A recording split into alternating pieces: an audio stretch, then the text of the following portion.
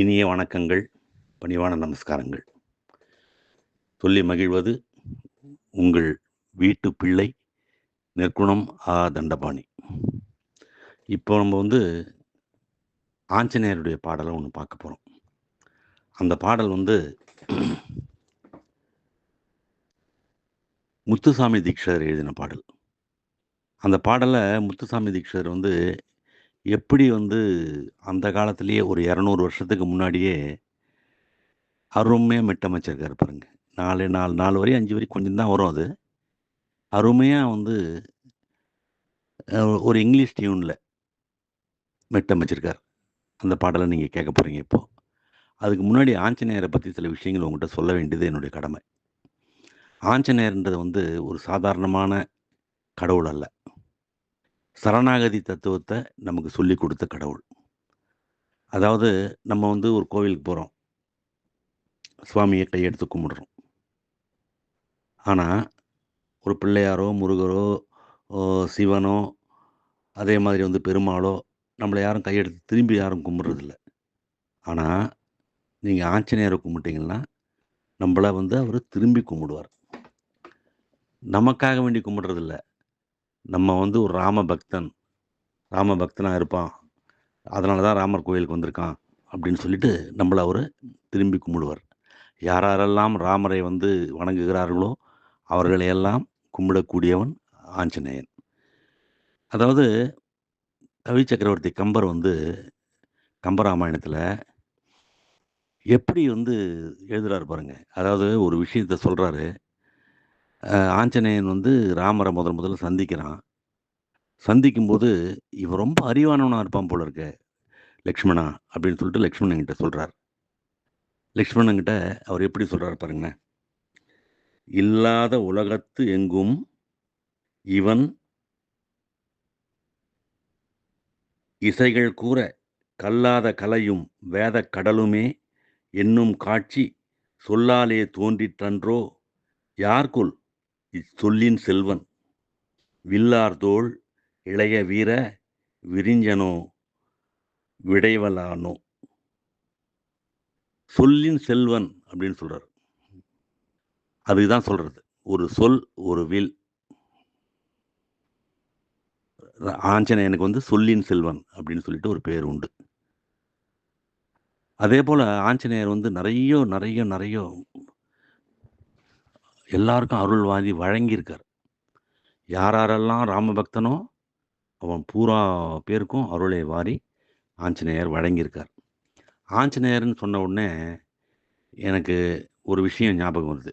அது இப்போ இல்லை, ஏறக்குறைய நான் சொல்கிறது 83, 85, 86 அது மாதிரி பீரியடில்.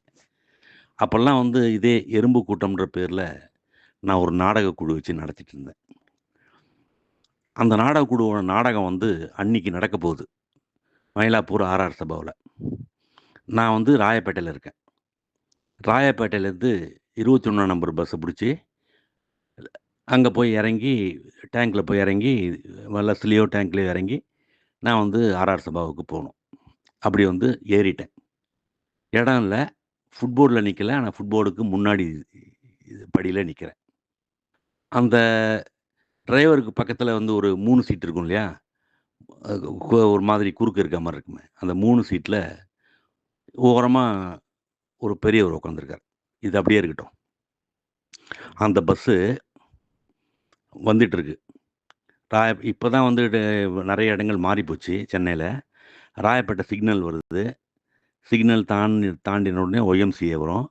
ஒய்எம்சிஏ வந்த உடனே திருவள்ளுவர் சிலை தாண்டின உடனே லெஃப்ட் சைடில் தண்ணித்துறை மார்க்கெட் பக்கத்தில் லெஃப்ட் சைடில் ஒரு ஆஞ்சநேயர் கோயில் இருக்கும், மெயின் ரோட்லேயே. அந்த இடத்துல வரும்போது அந்த நாடகத்தில் நடிக்கக்கூடிய என்னுடைய நண்பர், அவர் ஒரு பெரிய நடிகருடைய மகன் தான். டிஎன் சிவதானுன்னு சொல்லிட்டு ஒருத்தர் இருந்தார் இல்லையா, அவருடைய மகன். அவர் பேர் ராமலிங்கம். அவர் என்னுடைய நாடகத்தில் நடிக்கிறாரு. அவரும் தியேட்டருக்கு வரார். சைக்கிளில் வந்துகிட்ருக்கார். அவரை பார்த்த நான் என்ன பண்ணேன், அவர் பேர் ராமலிங்கம். ராமுன்னு தான் கூப்பிடுவோம் நாங்கள். ராம் ராம் ராம் ராம்னு கத்துறேன். கரெக்டாக ஆஞ்சநேயர் கோயிலுக்கிட்ட பஸ் வருது. அவரும் வராரு. ராம், ராம், ராம்ன்னு கத்துறேன். அவர் கையாட்டினாரு. கையாட்டின உடனே நான் வந்து, சரி அவர் சைக்கிள்லயே நம்ம வந்து தியேட்டருக்கு போயிடலாம் அப்படின்னு சொல்லிட்டு லஸ்ல இறங்கிட்டேன். அந்த மூலையில உட்கார்ந்தாரு பாருங்க ஒரு பெரியவர். அவரும் இறங்கினாரு. இறங்கின உடனே என் கைய புடிச்சிட்டாரு. "தம்பி" அப்ப 85, 86லாம் வந்து பார்த்துக்கோங்களேன், எனக்கு என்ன வயசு இருக்கும்னு. "தம்பி, இந்த சின்ன வயசுல நீ இவ்ளோ பெரிய பக்தனா இருக்கியே! எனக்கு ஒண்ணுமே புரியல. இவரு எத சொல்றாரு? என்னத்த சொல்றாருன்னு சொல்லிட்டு. "எத சொல்றேன்? என்ன சொல்றீங்க சார்?" அப்படின்னு. "ஆமாம்பா, அந்த தண்ணித்துறை மார்க்கெட் ஆஞ்சநேயர் கோயில்கிட்ட வரும்போது, உன்ன அறியாம நீ வந்து ராம் ராம்ன்னு கத்துறியே! அத பார்த்து எனக்கு புல்லரிச்சு போச்சுப்பா" அப்படின்னு அப்படின்னு சொன்னாரு. எனக்கு எப்படி என்ன சொல்றதுன்னே எனக்கு ஒண்ணும் புரியல. ஒரு பக்கம் சிரிப்பு, ஒரு பக்கம் ஆச்சரியம். ஐயா நான் வந்து அவர்கிட்ட நான் சொல்லல. என்னுடைய நண்பர் ராமலிங்கம் வந்துட்டு இருந்தாரு. அவர கூப்பிட தான் நான் வந்து ராம் ராம்ன்னு கத்தினேன். அப்படின்னு நான் அவர்கிட்ட சொல்லல. ஆனா அவர் சொன்னாரு, "இது மாரி நான் வந்து பீட்டர்ஸ் காலனில இருக்கேன். என்னுடைய பேரன் வந்து ஒரு டிராமா டிக்கெட் குடுத்தான். அது வந்து ஆர்ஆர் சவால் நடக்குதாம் டிராமா. ஐயா நாங்க தான்யா டிராமா பண்றோம். அதுக்கு தான் நாங்க போயிட்டு இருக்கோம்." "அப்படியா? அவன் அங்க தண்டபாணின்னு ஒருத்தர் இருப்பாரு. அவர போய் பாரு." அப்படின்னு சொல்லிட்டு சொன்னான். என்னுடைய பேரனுக்கு வந்து வர முடியல. நான் கவர்மெண்ட் ரிட்டயர்டு. இந்த மாரி ஈவினிங்ல டிராமா கீமா அது மாரிலாம் போயிட்டுருக்கேன். அப்படின்னு சொல்லிட்டு சொன்னாரு. சரி வாங்க ஐயான்னு சொல்லிட்டு அவர கூட்டிட்டு போனேன். போம்போது அவர் சொன்னாரு, "நீ நான் அதுவரைக்கும் கடைசி வரையிலும் அவர்கிட்ட நான் வந்து அந்த ராமலிங்கத்த தான் நான் ராம் ராம்ன்னு கூப்பிட்டேன்னு சொல்லவே இல்ல. அவர் சொல்றதெல்லாம் கேட்டுட்டேன். வந்து என்ன பண்ணாரு, "தம்பி நீ வந்து ஆழ்வார்பேட்டை ஆஞ்சநேயர் கோயிலுக்கு போயிருக்கியா?" அப்படின்னாரு. "போனதில்லையான்னு." இந்த ஆழ்வார்பேட்டை டர்னிங்ல அந்த அந்த ஆழ்வார்பேட்டை சர்க்கிள்ல ஒரு பேங்க் இருக்கும். அந்த பேங்க்ல வந்து தமிழ்நாடு வேளாண்மை பேங்க் ஏதோ ஒண்ணு.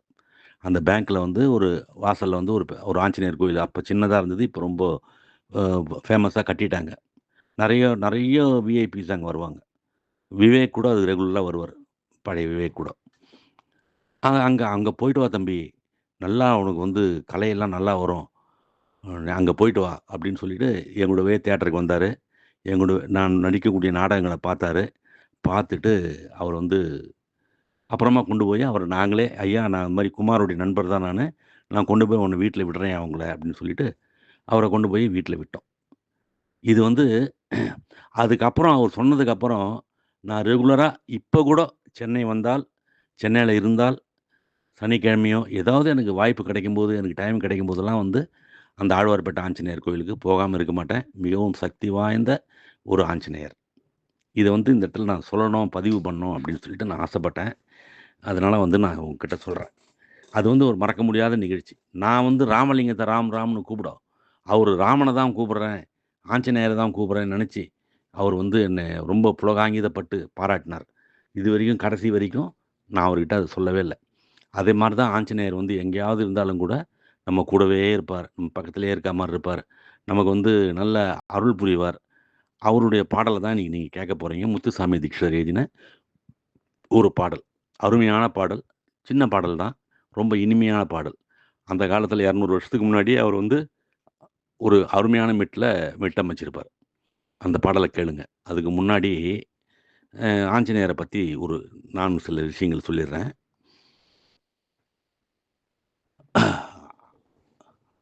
"எவ்விடத்திலும் ராமன் சரிதையாம், அவ்விடத்திலும் அஞ்சலியத்தனாய், பவ்யமிக்க புகழ் திருப்பார்கடல், தெய்வதாசனை சிந்தை செய்வாமரோ!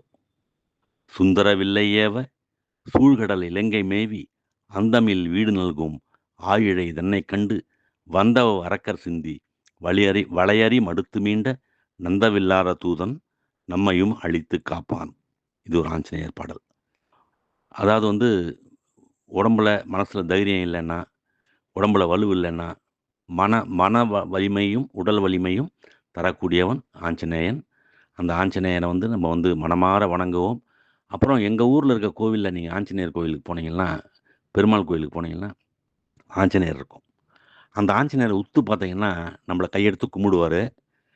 அந்த ஆஞ்சநேயருடைய முகம் வந்து சிரித்த முகமா இருக்கும். இத போலலாம் கொஞ்சம் கோயிலுக்குலாம் போனா கொஞ்சம் உத்து பாருங்க எல்லாத்தையும். போனோமா, வந்தோமா அப்படி இருக்காதீங்க. எல்லாத்தையும் நம்ம வந்து உற்று கவனிங்க. வாட்டெவர் கோயிலுக்கு போனாலும் சரி, வேற எங்க வெளியில போனாலும் சரி, நீங்க ஒரு புது கேரக்டர பார்த்தாலும் சரி, இல்லை புது மனிதர்களை பார்த்தாலும் சரி, அவர்களுடைய செய்கைகள், சொல், செயல், அவங்க பேசுறது எல்லாத்தையும் உற்று கவனிங்க. உங்களுக்கு புது புது விஷயங்கள் கிடைக்கும். நிச்சயம் புது புது விஷயங்களை ஆஞ்சநேயன் நமக்கு அருள்வான். அஞ்சிலே ஒன்று பெற்றான், அஞ்சிலே ஒன்றைத் தாவி, அஞ்சிலே ஒன்று ஆறாக ஆரியர்க்காக ஏகி, அஞ்சிலே ஒன்றைப் பெற்று அணங்கைக் கண்ட அயலாரூரில் அஞ்சிலே ஒன்றை வைத்தான், அவன் நம்மை அழித்துக் காப்பான். நிச்சயம் அவன் நம்மை அழித்துக் காப்பான். எனக்கும் நிறைய சப்ஸ்கிரைபரை தருவான்.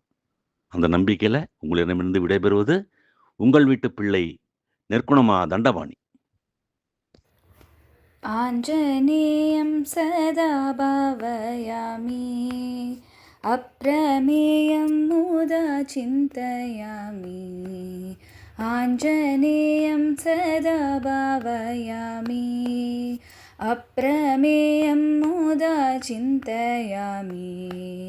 अञ्जनानन्दनं वानरेशं वरं पञ्चवक्त्रं सुरेशादिवन्द्यम्। आञ्जनेयं सदा भावयामि, गुरुगुहहितं शान्तं सदा सेवित श्रीरामपादपङ्कजं सञ्जीवी पर्वतं करमूकाब्जं सदा रामचन्द्रं दूतं भजे। आञ्जनेयं सदा भावयामि, अप्रमेयं मुदा चिन्तयामि। आञ्जनेयं सदा भावयामि, भावयामि, भावयामि।